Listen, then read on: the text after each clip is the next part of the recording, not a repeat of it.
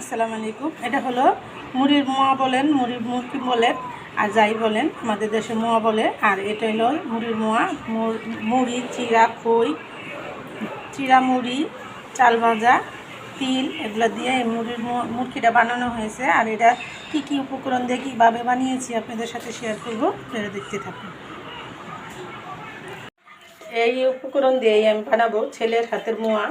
আর ছেলের হাতের মোয়া বানানোর জন্য আমি কী কী নিয়েছি দেখেন। এখানে তিল ভাজা, মুড়ি, চিরা ভাজা আর একটু চিনি, আর এখানে নিয়েছি কিছুটা খুদ।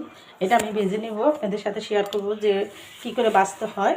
এখানে আমি কড়াইতে খুদগুলো দিয়ে দিলাম, এটা আমি দিয়ে নিচ্ছি। এটাতে কিছুটা লবণ দিয়ে দিব, সামান্য, বেশি লবণ দেওয়া যাবে না, অল্প। আর এই খুদটা আমি সুন্দর করে ভেজে নেব। আমার মা যেরকম আমাদের বানায় খাওয়াইতো, আমি সেরকমই আমি বানাইতেছি। আমার মা চাচিরা যে অনেক কষ্ট করে দিন পার করছে, আর ওখানের দিন হয়েছে, দিনকাল হয়েছে একদম সহজ। যে সময় যেটা মনে হয় ওই সময়টা করে খার। আমরা মাকে বছর একদিন বললে মায় করে দিত। হ্যাঁ, কেমন কুড়মুড়ি উঠতেছে। আমার মায় তো মাটির খোলাতে বাঁচত, কিন্তু ওখানে মাটির খোলা কোথায় পাবো। আমরা সবাই আধুনিক হয়ে গেছি, আধুনিকভাবে করাইতেই বাইজা নিই। দেখেন কি সুন্দর করতেছে, ভালো করে ধুয়ে নিচ্ছি, একটু ভিজা ভিজা তো তাই।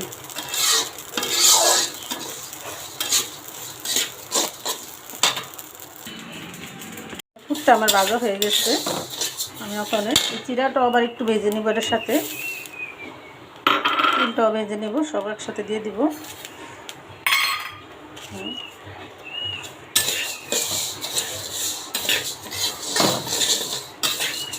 একসাথে মিক্সার করে নিলাম।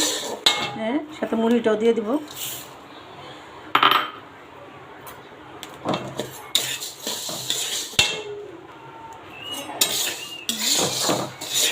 এখানে তিল, চিরা, মুড়ি, চাল ভাজা মিলানো আছে। আর এটাকেই বলে ছেলের হাতের মোয়া। আমাদের দেশে আগে বানিয়ে দিত আমার মা চাচিরা, সেটাই আমি বানাইতেছি, আপনাদের সাথে শেয়ার করতেছি, তাই দেখতে থাকেন। এখানে একটা কড়াই বসাই দিলাম, কড়াইটা গরম হতে থাক। এখানে নিয়েছি আমি হাফ কাপের চেয়ে একটু কম চিনি, দিয়ে দেবো একটা তেজপাতা। আমি একদম চুলার আঁচটা কমিয়ে দিছি, আপনারা সবসময় চুলার আঁচটা কমিয়ে নেবেন। আর আমি এখন পানি দিয়ে দেব। চুলার আঁচ কমিয়ে রান্না করলে, সাবধানতা অবলম্বন করলে দুর্ঘটনা এড়ানো যায়। আর সবসময় সাবধানভাবে রান্নাটা করবেন, তাহলে দুর্ঘটনার থেকে বেঁচে যেতে পারেন, আর লাখ লাখ টাকাও আপনাদের বেঁচে যেতে পারে।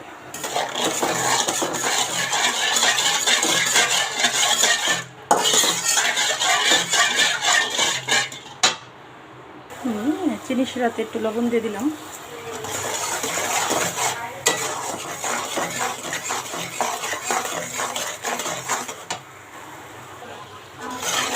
আমার চিনি শিরাটা হয়ে গেছে। যখন দেখবেন যে এরকম আঠা আঠা হয়ে গেছে, তখন দিয়ে দিবেন। এখন চাল ভাজাটা দিয়ে দিলাম। এটা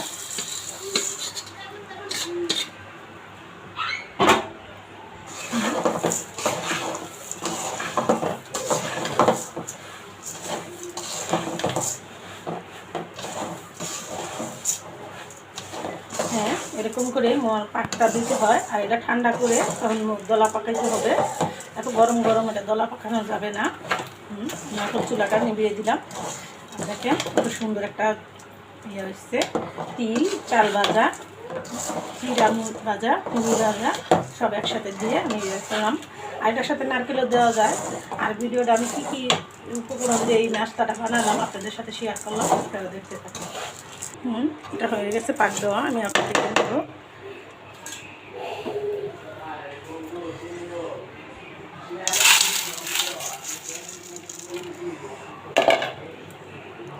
আর এটা গরম গরম এরকম চেপে চেপে দিতে হবে।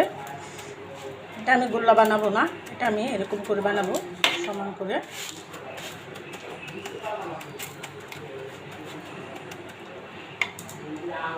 এটা ঠান্ডা করতে হবে 5 মিনিটের মতো। আপনারাও এরকম ঠান্ডা করে ঘরে চেপে চেপে দিয়ে ঠান্ডা করে তারপর পিস পিস করে কেটে নেবেন।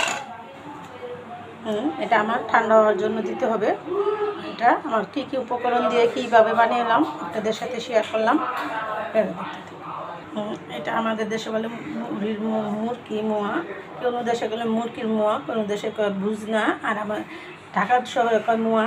আর এটারে আমি আপনারা যে দেশে যেই ভাষায় বলেন আমি এরকমই বানাইলাম, আপনাদের সাথে শেয়ার করলাম। আমার ভিডিওটা পুরোটা স্টেপ স্টেপে দেখবেন, আর যদি ভালো লেগে থাকে অবশ্যই একটা লাইক, একটা কমেন্ট, একটা শেয়ার করে দিবেন। আর ভিডিওটা বড় না করে এখানে রেখে দিলাম। আসসালামু আলাইকুম।